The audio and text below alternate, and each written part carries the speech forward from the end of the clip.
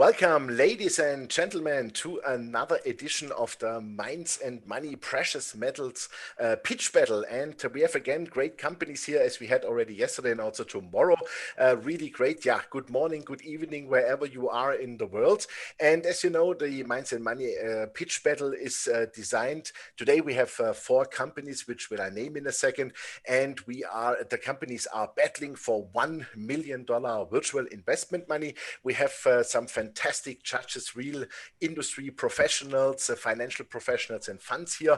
And yeah, we look forward to a very lively discussion and great presentations. Each company will present 3 minutes. Afterwards, we will have 8 minutes of Q&A. And at the end, we will see who has won. So let me introduce shortly to you the companies. We have on the first order, Jeremy Crozier from Medgold Resources. Then we have Terry Harbort, the CEO of Talisker Resources. Afterwards, we move on with Aneel Waraich, Executive Vice President and Director of Steppe. And then last but not least, we have Tim Warman, CEO of Fiore Gold. Let me also introduce to you our fantastic judges. We have David Baker, Vice President, Business Development of Elemental Royalties. Then we have David Twist, partner of AMED Funds. And our third David, it's David Netherway, non-executive chairman of Altus Strategies. We move on with George Pyper, managing director advisory of Endeavour Financial, and Finn Behnken, who is business development part of Africa Auramet. Yeah, welcome, gentlemen, to this new show here. And Jeremy, I urge you now to start with your presentation. Yeah, if you have a screen sharing, please put that up. And we will start here now with the watch. The floor is yours. Jochen, thanks for the introduction and thanks in advance to the judges. So Medgold is a Balkan-focused gold explorer trading under the symbol MED. We've been drilling in Serbia for 2 years and we've defined an inferred resource of 670,000 ounces at 2.9 grams of gold. It's all at surface, it's on infrastructure, it's got a power line just down in the valley about less than a kilometre away, and it's got a road leading up to it.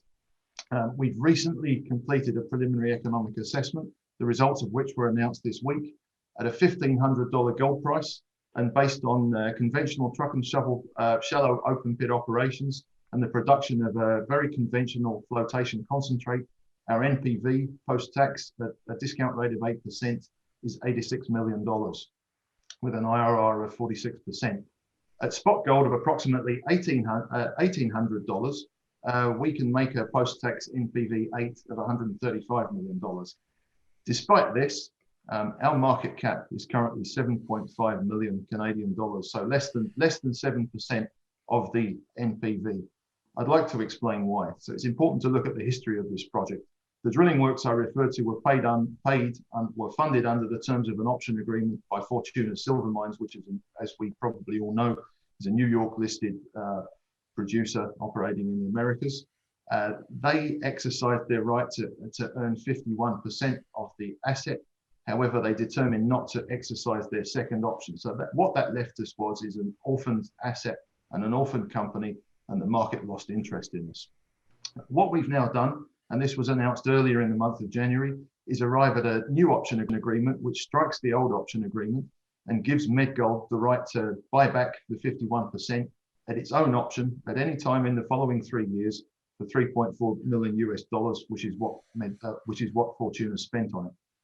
So with the combination of this new restructuring and the preliminary economic assessment, which was only actually announced earlier this week, we believe we're now in a strong position to move forward.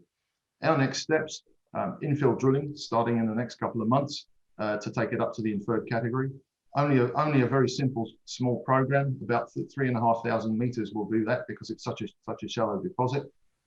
Then leading into a PFS the rest of the year.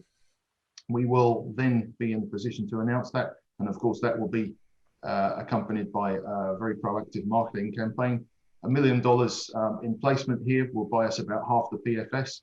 $1 million invested in market will give obviously fantastic leverage to the upside that we believe this project has once the value is actually fully realized. Thank you. Perfect, on time. Thank you very much, Jeremy. That was exactly 2:59. Please stop the screen sharing. And now let's move to our Q&A. Who wants to ask the first question for 8 minutes? Yes, please, David. I didn't catch what's the purchase price to buy this to buy this back? $3.4 million US. 3.4. And that's what they spent on it. Right. Then we had David Netherway. Sorry, next one is Finn. The NPV at 86 million, you're going to spend more than that building a plant, etc., etc. It seems low with that grade. Well, what's the upside of the project? Can you get it to 1 million ounces or more, or make it a 10-year project? Because I assume it's only about 4 or 5 years at the moment. Well, the mine life is actually 8 years at 50,000 ounces a year. The capex with 15% contingency in it is $74 million, but that also includes the engineering costs between now and a shovel-ready decision. In terms of upside, the source to the mineralization is yet to be found. It's actually a diatreme breccia lying on its side, so there's still the chance to find that. There's an untested structure, and there are actually some gaps. So we're hopeful to get it closer to 1 million ounces. But the real upside here is to move it towards a production decision. Okay, thanks. Finn? What's the permitting issues like in the country that you're at, and do you own the physical land that you're operating on? We don't yet own the physical land. What I can say is we enjoy really fantastic community support. The only community problem we face is people continually asking us when we're going to build a mine. Permitting in Serbia is actually quite straightforward. We think it will take us about 2.5 to 3 years to get the necessary permits. And all of that can take place while we're conducting the pre-fees and the fees. It's a parallel track. George? Thanks, Jeremy. Good presentation. The PFS, you said that was going to cost you how much? Sorry, I didn't hear the question. The PFS, how much was that going to cost you, Jeremy? About 3 million Canadian, including the drilling works. And you've got how much in cash at the moment? About 1.1 million Canadian. So what this allows us to do is to conduct the infill drilling, which will be done by reverse circulation. It's only 3,500 meters, so we can complete that with Treasury. We will then need to finance after that, but obviously the objective here is to finance post drilling, post the news flow that will come with that, post resource upgrade, in order to do so at lower dilution and higher share price.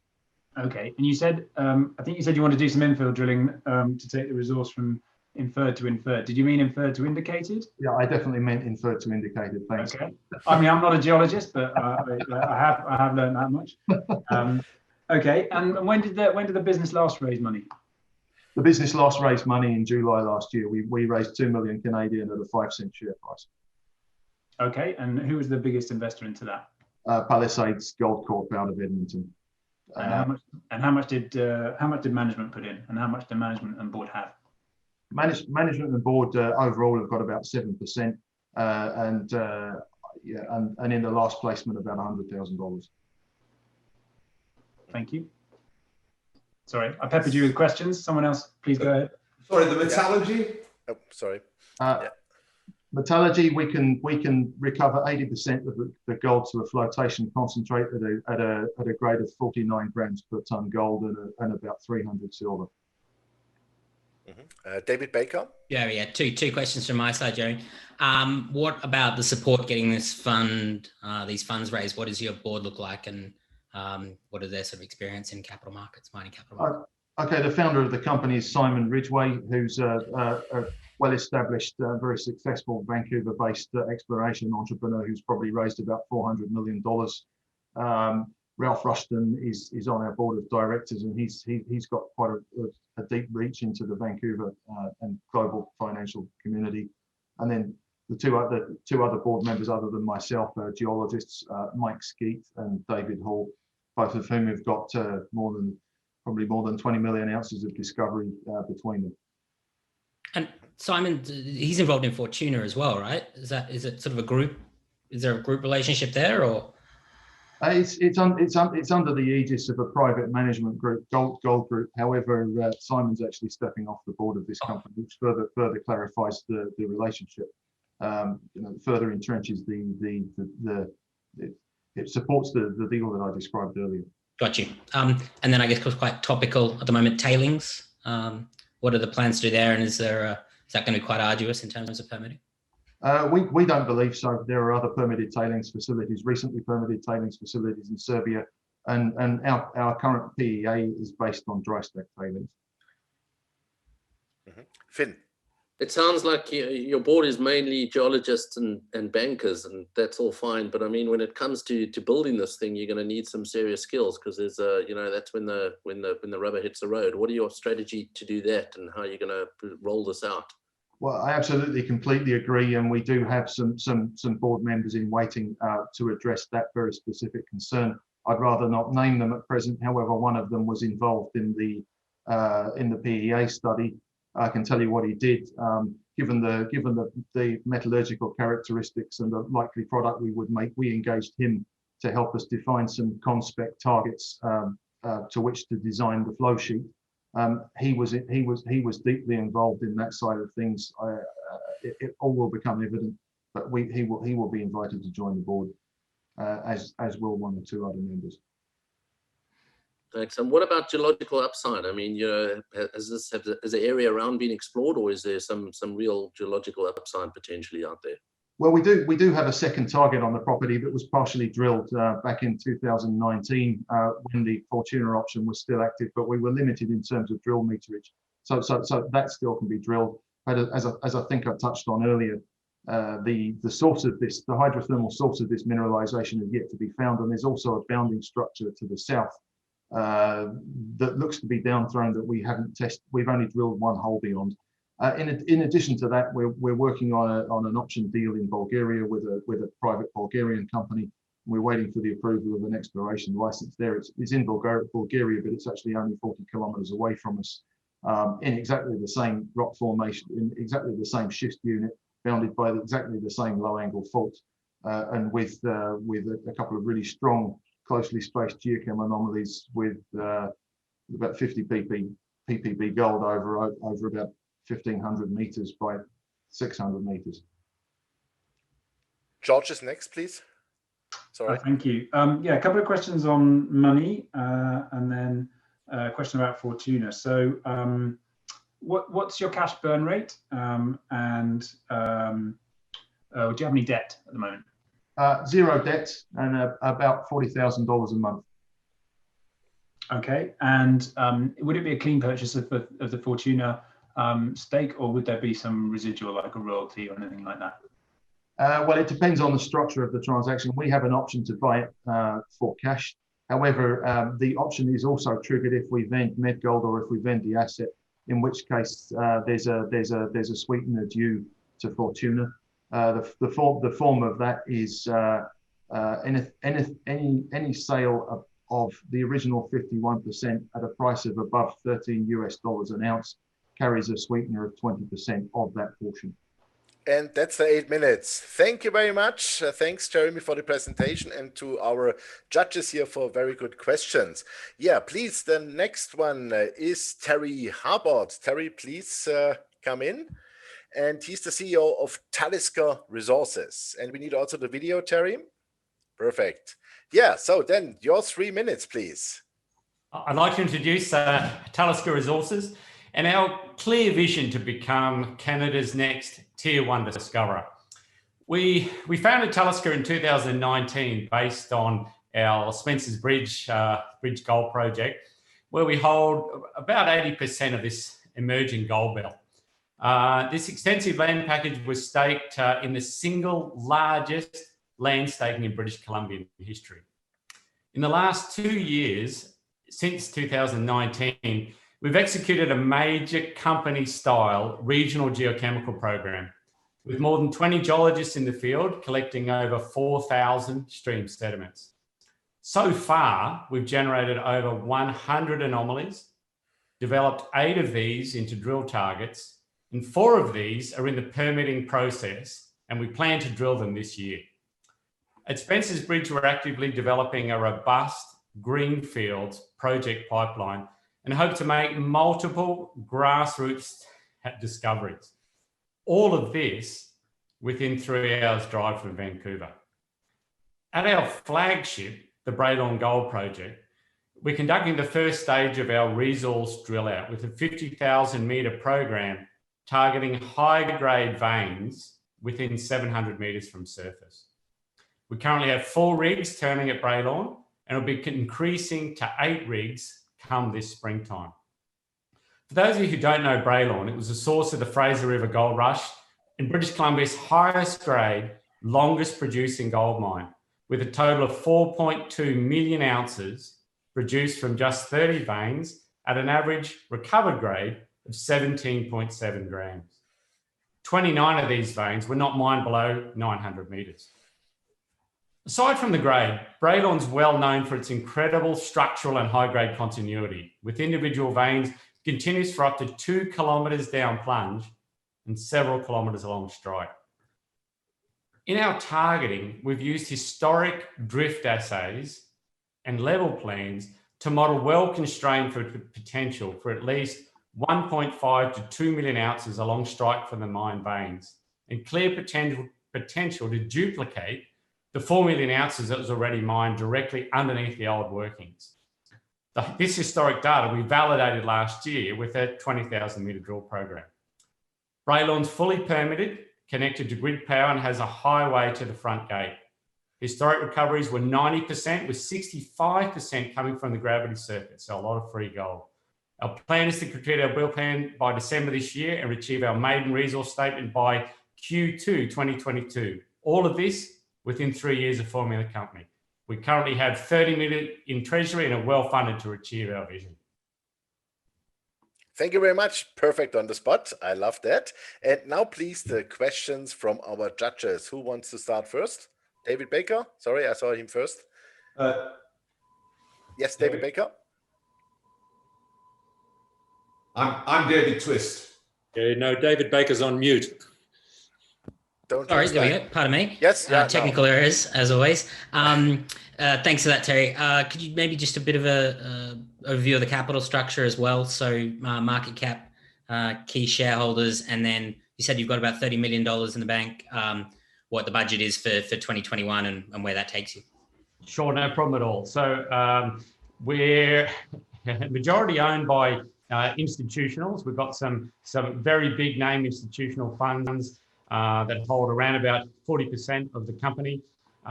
Just about 7.5% of the company is owned by the previous owner of the Braylon project, Avino Silver and Gold Mines, and about 7.5% is owned by Cisco Gold Royalties, who initially we sold a royalty to fund the acquisition and development of the project. Within that, just under 10% is held by insiders. All of the insiders participate very strongly in market. There was no cheap stock with this project. It's all been bought. Myself, I've put about $1 million into the project. With the funds that are in here, we've got a lot of large names, Franklin Templeton, RBC, a couple of the Sprott funds, Gold 2000 out of Switzerland, Donald Smith and Co, Merck, a lot of really big funds that are backing this group and this team. Perfect. And then just your work plan and budget for 2021. So our work plan on the Braylon project, we're looking at 50,000 metres of drilling, which is about $15 million worth of expenditure. In our Greenfields projects, that's 15,000 metres broken up between 4 projects, the first of which, Golden Hornet, is about 6,700 metres. So we're looking at about around about $4 million in that Greenfields program as well. David Twist. Well, I was going to ask the same question, but just one thing: the $30 million? How long is that going to last you? When do you think you need to go back to market to raise more money? So we have quite an aggressive plan. So we're looking probably around mid-year that we'll be at a position to make the decision, do we want to increase that drill plan? And if we increase that drill plan, then we'll go back to market to drill out more ounces. Well, how much money do you expect to have left by mid-year? By mid-year, we'll probably have about $5 or $6 million. Oh, okay. Burning it very quickly. Yes. We'll have 8 rigs coming along. So we've got 4 now, and we'll be drilling 5 projects. David Netherway. Terry, what's your market cap at the moment? Is it purely your cash, or what's the market valuing these projects at? We're very undervalued at the moment. We're valued around about the $70 million mark. Okay. And on the drilling, the 50,000 drilling you're doing on that pit, is that you're targeting under the pit to take it deeper? Is that right? So the historic production was all underground. We're looking at a combined bulk tonnage open pit resource, so a starter pit if you like, and then the lion's share is the high grade underground that are extensions of the historic veins. Okay, and one more, you said these veins go forever, north, south, east, west. What width are they?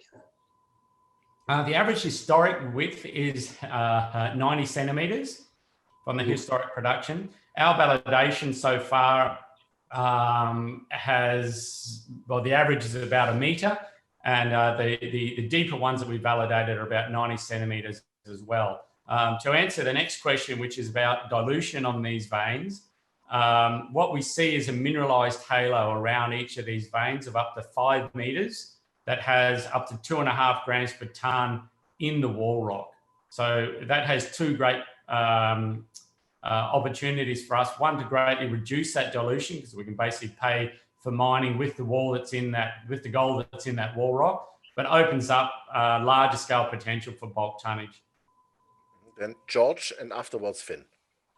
I apologise, Terry. Did you say your cash is 13 or 30 million? 30.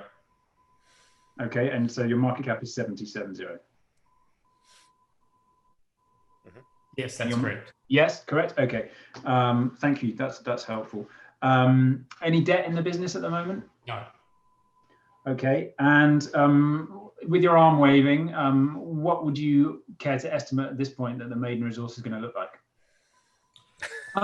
We're aiming, and well, certainly told the market that it'll be in a 1.5 to 2 million ounce range. It may come out higher than that if we're able to define a lot more bulk tonnage, because it's cheaper. It's cheaper and quicker to drill out. But we're certainly looking at that 1.5 to 2 million ounce range at about 9 to 9.5 grams average grade. Okay. Finn is next.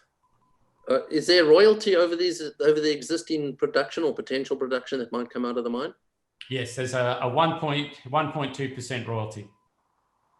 Okay, and you said it was fully permitted. Are you sure that permitting hasn't been expired, or there might be new conditions for that permitting or any other onerous requirements in order to get the mine operational?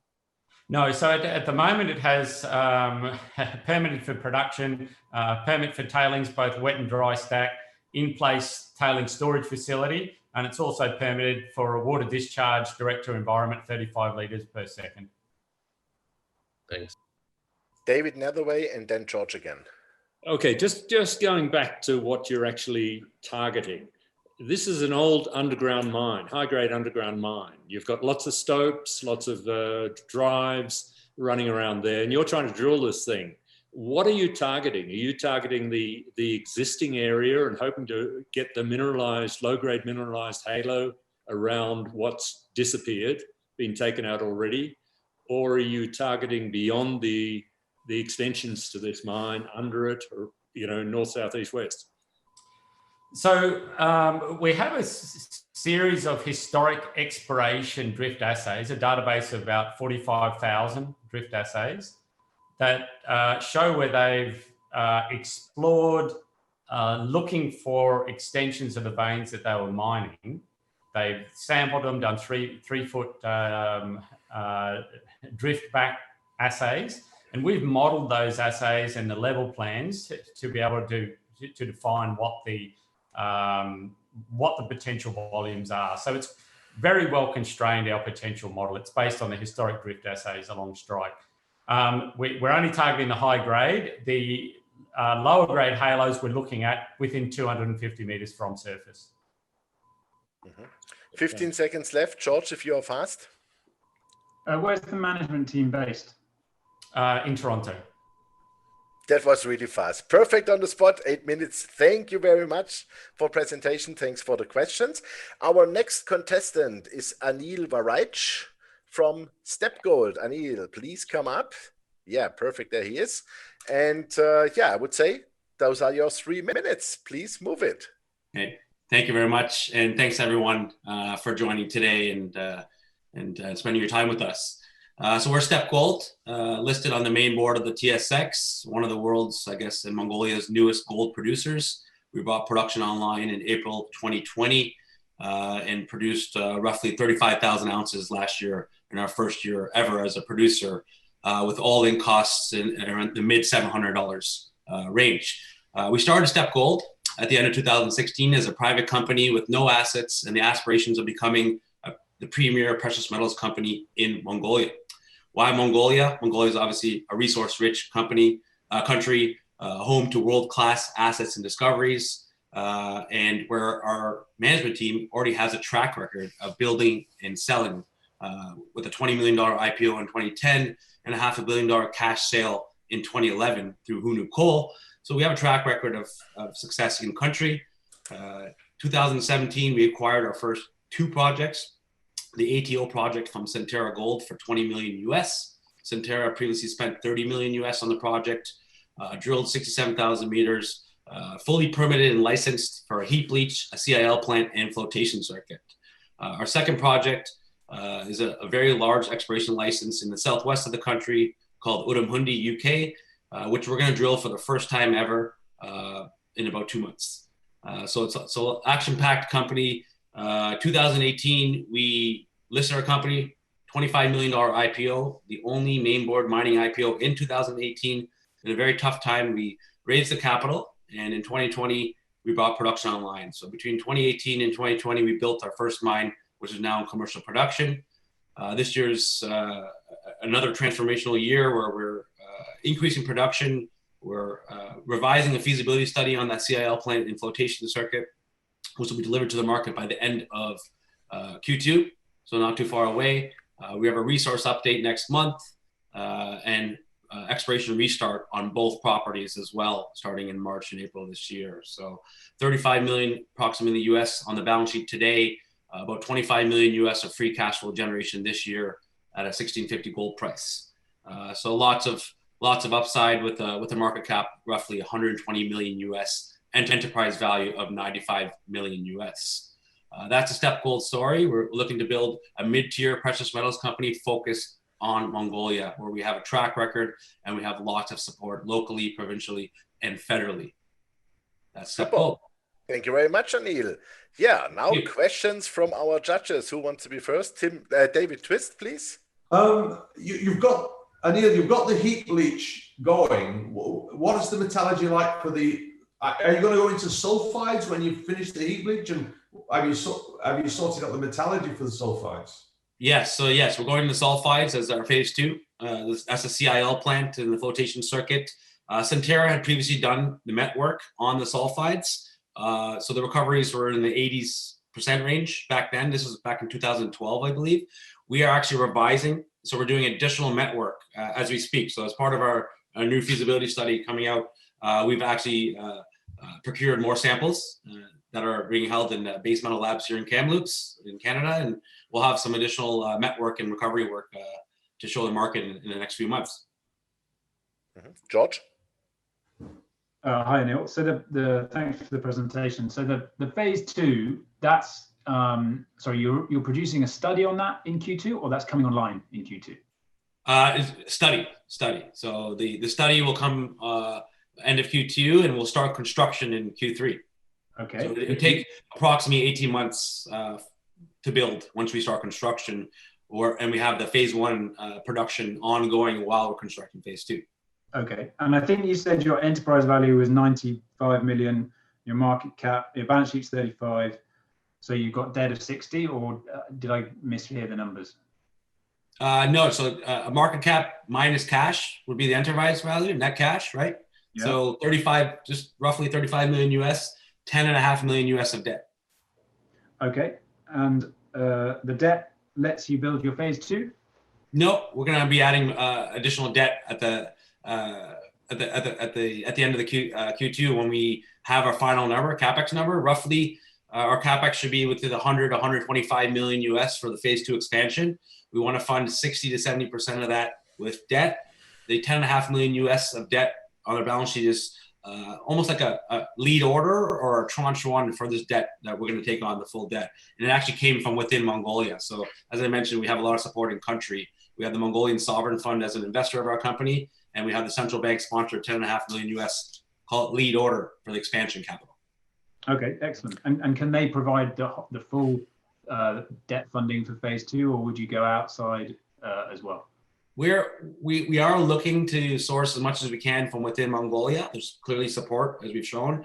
Whether it all comes from Mongolia or not, to be determined. We're certainly trying first inward, and then we're going to look outward. And there's a lot of interest out of Asia as well, given where we're located and the fact that we're already in production and expanding.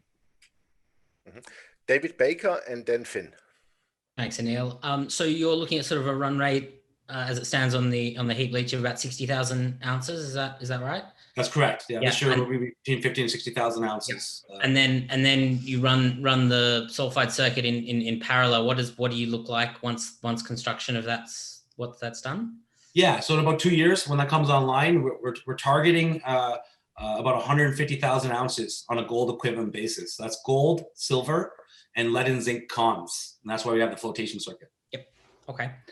And then what's the sort of, at the moment, before I know you've got some exploration coming, at the moment for mine life for both the oxide material and the sulfides? Yeah, so the current mine life on the oxides is about 3 years at the current run rate. We have a resource update out next month, which will show that, or maybe it's a bit more. So we have a nice buffer while we're building, that you have an additional cash flowing asset if it takes longer for construction. On the phase 2, you're looking at about a 10-year mine life at that run rate on the equivalence basis, again, as a start, with obviously the goal of extending that as we continue exploration, which we haven't really focused on. In the last 2 years, it's been focus on building first, and now we can focus on the and you mentioned you've got some base metal concentrates. The market for those is presumably China. Where are you? I don't know exactly where you are in Mongolia. You're reasonably close to the border. Is there an obvious path to market there? Yeah, we're in the far northeast of Mongolia, the ATO project at least. It's literally China's right next door, within 50 kilometers, I think, or so, maybe 100, but very easy. So that's how we were able to build our mine so fast. And I think we'll build the second mine just as fast and quickly because China's right next door. You have the logistical and cost advantage of having China right next door. So yes, certainly that's the market there, and the market studies being completed as part of the feasibility study as well. Fantastic, thank you. Finn and then David Netherway. The phase 2, is that going to be an open pit? It's going to be open pit for, we think, the first 10 years. So it's going to be open pit to about, I think, about 300 meters. You're going to have now 4 deposits in that open pit. So we originally started with 3. Now we have a new discovery called Mung, which will be part of this new phase 2 expansion.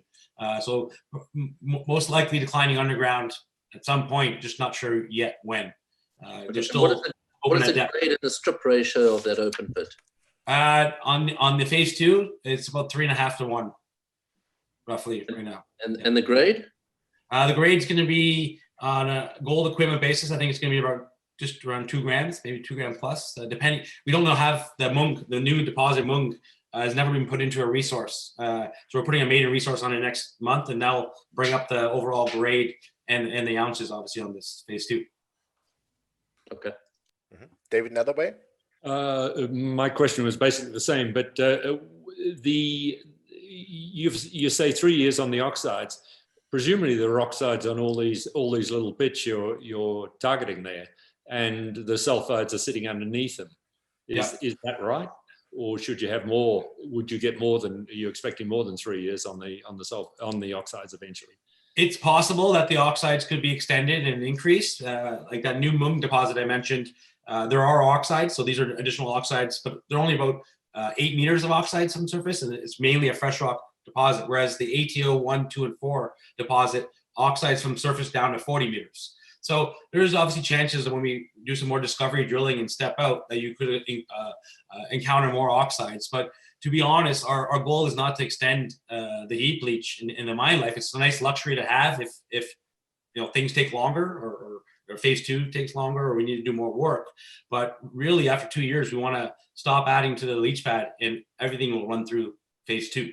So even the oxidized material, unprocessed, and potentially even the pads will actually run through to try to recover that missed gold. That makes sense. Good. Thanks. David Baker. Thanks. I guess Mongolia mostly comes up in the mining news with government infighting at OT. How do you find operating in Mongolia? Yeah, listen, as any jurisdiction, Mongolia included, you should be as local as possible. You'll get the buy-in. So today, Mongolia, we consider ourselves a Mongolian company listed on TSX. Our CEO is Mongolian, half our board are Mongolian. 99% of our employees are Mongolian. In fact, thank God for that, because we wouldn't be able to bring production online if we relied on expats, because they couldn't get in the country last year. So by doing so, we've gotten all the support. We have the government as an investor. They've actually given us capital, not asked for a piece of the asset. They get a 5% royalty in the taxes, and it actually gave us capital to expand. So clearly we're doing things properly. What you hear in the news is an asset-specific, company-specific issue with Rio Tinto and the government, and that's because it was a poorly constructed deal from the beginning. The government shouldn't have been owners. They didn't have the capital to be an owner at the asset level. They're better off taking a royalty and not having these issues. And that's the noise that we deal with, but it's not specific to us by any means. Aneel, thank you very much. That was the 8 minutes. Perfect. Thanks for the presentation. Thanks for the questions. Last but not least, we come to Fiore Gold, and Tim Warman, who is the CEO, wants to give us an insight here for the next 3 minutes. Tim, you're ready? I'm ready. All right, then let's rock it. All right. Thanks, everyone. So I'll tell you a little bit about Fiore Gold. Fiore Gold is a 100% U.S. gold producer, explorer, and developer. We have 3 assets. And I think the key thing to note is that, we're in probably one of the best jurisdictions in the world. Our 2 main assets are in Nevada. We have a 3rd asset in Washington State. And any one of these assets could support the valuation of the company right now. We've got a pan-producing mine, generated 24 million in operating cash flow last year. Right next door, we've got Gold Rock. That's a permitted development project that will more than double our production when we get that online in late 23, early 24. And then on top of that, you've got this 2 million ounce deposit up in Washington State, open pittable, that you're basically getting for free if you buy the company. It's kind of our overlooked 3rd asset. And one of the things we're doing is trying to unlock value in that by looking at how we can spin that out. I'll just jump ahead. Let me focus on Nevada for a minute. You can see the 2 projects there, Pan up in the upper left, Gold Rock down in the lower right. That's a 200 square kilometer exploration tenement and mining tenement. It's one of the largest actually in Nevada, held by a junior. Pan is producing, Gold Rock will be producing in the next couple of years. They're each open pit, heap leach, typical Carlin style mines.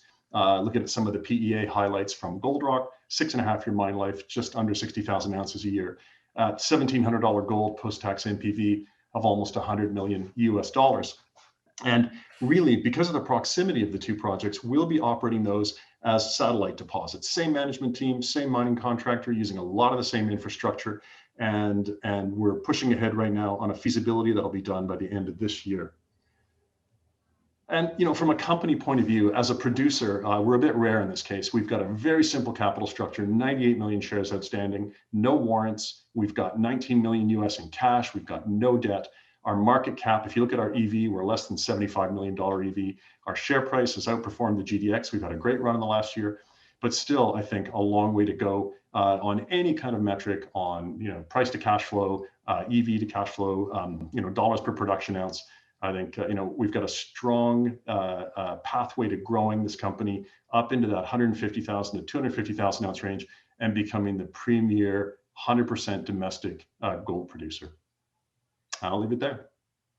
Wow, that was really fast, 2.5 minutes. Thank you very much. Now, please, our judges, if you can stop the screen sharing, that would be great. Thank you. And yeah, let's go back here. Yep, super. And now questions from our judges. George was the first raising the hand. I think David Netherway was anyway, but I'll jump in front of him. So sorry about that. Sorry, I saw you first. Yeah, no problem. So feasibility study end of this year. What sort of cost is that going to be for the company? And if you wanted to sort of put a aspirational number on the capex for the development, what would it be? Yeah, so the feasibility study will be about 10 million US, and we'll fund that internally. We're doing a lot of drilling on that. We're doing about 100,000 feet of exploration drilling and another 100,000 feet of geotech and MET drilling and condemnation drilling as part of that feasibility. If you look at the capex, we put out a PEA on this project last year. It had a capex of about 65 million US. We think we can get that down because we used very shallow pit slopes, about 15 million. So about a quarter of that was pre-production capitalized stripping with a sort of 52-degree pit slope. But there's an old open pit there that has 70-degree pit slopes that have stood up unchanged for 30 years. And so we think we can get that a lot steeper. So we think we can get the capex down and also the production profile up with more drilling. David, another way? The Pan mine is operating at the moment. What's the production from that? So last year we did about 46,000 ounces a year, and that'll probably stay pretty steady for the next few years. It's probably hit steady state right now. It's not a huge mine, but it's a really nice cash flow generator that's going to be kind of the growth engine for the company. And the capex for Gold Rock is there's no synergy between these two. You're not going to truck to the plant at Pan, or there's actually quite a bit of synergy. So this is all oxide heap leach. So the only plant is really an ADR plant. So we'll use that ADR plant to the extent that we can. I suspect what will happen is down at Gold Rock you'll have the pits, you'll have the leach pads, and you'll have carbon columns, and then you'll just truck the loaded carbon up to the existing plant at Pan, strip the carbon, produce gold doré up there. And there's a lot of synergies in terms of power lines already in place, access roads are in place, all the sort of administrative and maintenance facilities are all up in place at Pan. It's only going to be a 20-minute drive between the two properties. So really a mining complex. All right, thanks. David Baker and then Finn. Thanks, Tim. Maybe you could just give us a bit of a summary of your third project as well in Washington State. Yeah, Golden Eagle is an interesting one, and keep in mind, we picked all these three assets up out of a bankruptcy sale for $5 million in 2016. So, deal of a lifetime on that side. Golden Eagle, it's really well drilled out. It's in an old historical mining district up around the town of Republic, Washington. It's been mined since the 1800s. The last two mines in the area were shut down by Kinross in 2017. They're Buckhorn and Credle River mines. So there's a mill on care and maintenance about 10 miles down the road from us. It is a sulfide deposit, but open pittable. The biggest impediment to getting Golden Eagle into production is that it's on a small land package, and we need a layback agreement or some kind of an agreement with our neighbors who are Hecla. We've been chatting with them for the last 2 years, trying to see how we can structure something with them. Ideally, we'd like to JV it with them and then spin our component out. But if you look at it, a similar size project, 2 million ounces in the Northwest US, that's Integra Resources with a $250 million market cap. This thing's sitting as an unloved, overlooked asset in a $130 million market cap company. So a lot of value to unlock there by spinning that out. Yeah. So at the moment, sort of minimal work on that until you can get sort of an agreement with your neighbors. Exactly. It costs us $10,000 a year to hold that project. So there's no panic. Sure. Thanks. So, Finn? What is your all-in sustaining costs for your most recent production at Pan Mine? Most recent fiscal year was about just under 1150. I think it was 1148. So we'll see a little higher all-in sustaining costs. We're guiding a little higher this year because we're in a slightly higher strip ratio phase over the next year, and then that'll fall back down to kind of closer to the life of mine average. Okay, and any royalties or debt in the company? Yeah, no debt at all. And I should add, we haven't raised equity in the company since 2017, so we try to be fairly respectful of our shareholders. Royalty, yeah, there's a royalty, I think it's a 4% royalty to Osisko Gold Royalties. Great. And this mine, the Pan Mine, was that constructed by somebody else? You said it bought it out of bankruptcy. So it was a fairly spectacular bankruptcy back in 2015 of a company called Midway Gold. They built that mine, probably spent close to $100 million building it, and within 3 months of pouring first gold, they filed for bankruptcy. And their misfortune was our good fortune. We bought that and the other two assets for $5 million and took on a $15 million US reclamation liability, and that was it. Thanks. David Twist? Yeah, on Golden Eagle, is there more? Are you going to finance that out to debt and your cash flow, or is the shareholder dilution coming for that? And then secondly, on your project in Washington, I heard you said 2 million ounces, but I didn't get the grade or the strip ratio or anything else. Yeah, so let me start with Gold Rock. That's the growth asset right next door to Pan. We will probably have to take on some component of debt and equity to finance that. You know, we throw off pretty good cash flow from Pan, but it's not going to be enough to build that mine, we don't think. But we will certainly be able to contribute some of our own cash resources to that, which will minimize, you know, the amount of debt and equity we have to take on. And, you know, our philosophy about taking on equity and on debt is we need to have a valid use for it. It can't just be because the markets are open. So, and the nice thing is about it as well, when you've got a cash flowing asset with an operational track record right next door, it makes it a lot more attractive to project lenders. And I think, you know, there'll be a lot more competition, and that should drive down the cost of capital. In terms of Golden Eagle is a sulfide deposit. It is refractory. It's about 1.48 grams per ton. I can't remember the strip ratio off the top of my head, just because we haven't done a lot of work on it lately. It's not particularly high. It's, I think, maybe 2 to 1, maybe even a little less than that. But as I said, there is a mothballed mill just 10 miles down the road from us. So. Yeah. Well, I mean, 1.4 sound, if it's refractory, sounds a bit on the low side. Well, the key is going to be to produce a concentrate from that, because, you know, right now, all of the roasters and the pressure oxidation facilities in Nevada are screaming for sulfide ore. There is an absolute shortage of it there, which is why Barrick invested in Midas Gold, for example, another refractory sulfide ore body up in the Northwest. So if I think you have a ready demand for that, and that may save you a lot of capex and permitting headaches on trying to build a facility to treat that refractory ore, and you just sell it as a concentrate.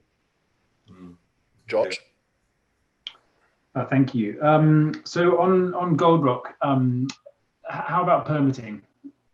So yeah, Gold Rock, the great thing about Gold Rock is, and particularly with regard to the US, is it's fully permitted at the federal level, which is the long, painful, NEPA process in the US. It took 8 years to permit that project. We do have to get state permits still, but those state permits are more design level permits. You know, you show them the design details for the leach pad and they sign off on it and make sure it's to code and whatnot. So. Time for one more question. Yeah, Phil. What's the life of the Pan mine? So right now the Pan line life is about 5 years, and it was also 5 years when we bought it. We've been very successful in replacing depletion every year since we've had it. It literally has the same M&I resources and reserves as the day we started mining it. And the Golden Eagle, how many Sorry? ounces from the Golden Eagle would you be getting from Gold Rock? Sorry, from Gold Rock. How many ounces per annum? Per annum, about 56,000 in the PEA. But as I said, we're looking to grow that, hoping to get that up north of 60,000. Thanks. Super. That's it. Perfect. Thank you very much also for this presentation. Thanks for very good questions. It's a perfect session today, I must say. And yeah, now please all switch your screens again on, because now we want to decide who is getting that virtual $1 million. And I want to ask first David Baker from Elemental Royalties. Whom do you want to give your $1 million? Or maybe you want to split it? Thanks, Jochen. Thanks all for the presentation. It's all very, very clear. I thought there was a really interesting spread of different companies we looked at from early to discovery stage, all the way through to producing and growth. But I think the one that stood out for me, balancing that risk profile with strong local ownership and a pathway to 150,000 ounces, I'd give my virtual $1 million to Steppe Gold. To Steppe Gold? Yes. Mm-hmm. Okay, good. Thank you very much. Then David Twist, partner of AMED funds. Whom do you want to give your $1 million?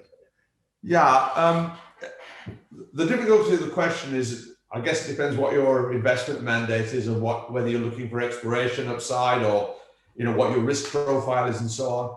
I think probably on balance, I would go with the previous David and say I've got Steppe Gold, but really some very, very good projects. I feel like going buying some shares in Fiore myself right now. So, but probably on balance, Steppe Gold, because of the clear pathway to 150,000 ounces. They're in production.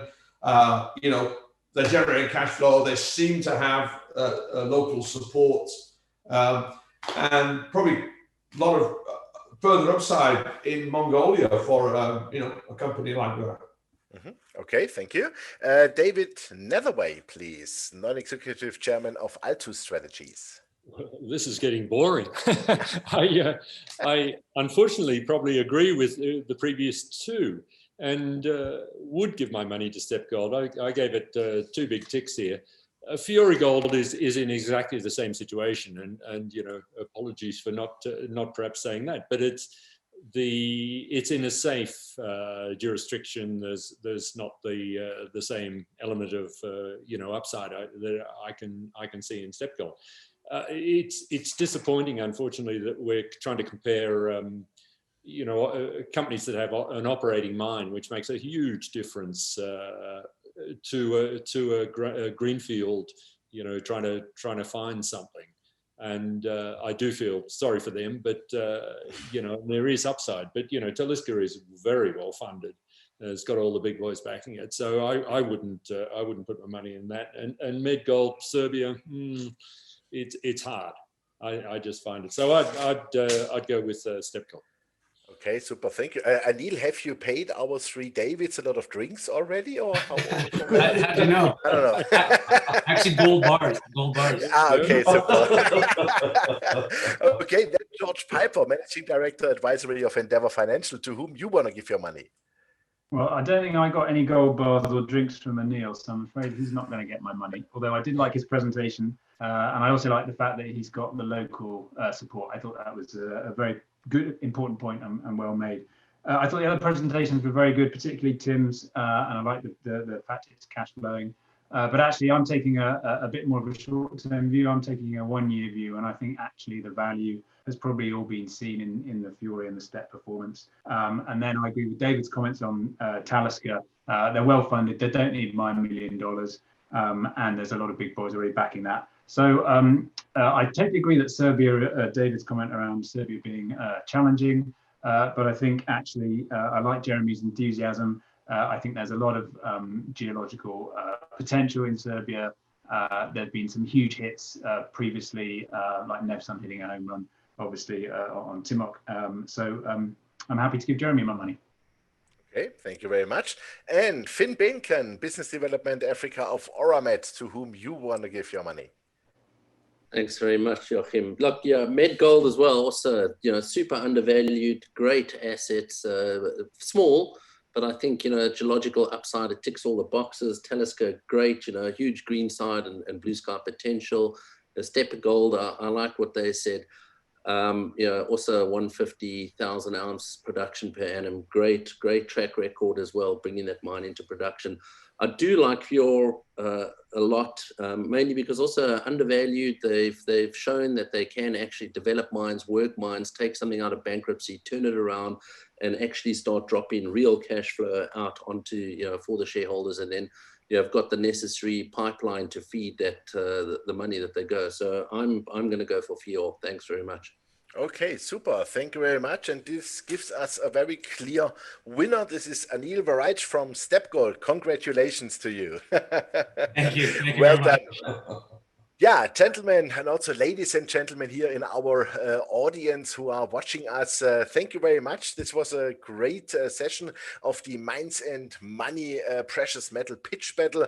Great company presentations, I must say. I really enjoyed it a lot with you. And also thank you very much for our really active judges here who did a lot of good questions, and we had a very good lively Q&A.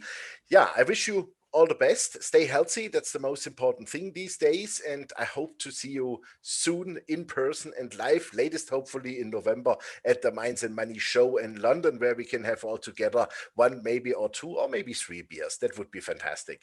So all the best. Thank you very much and take care. Bye-bye. Bye. Bye.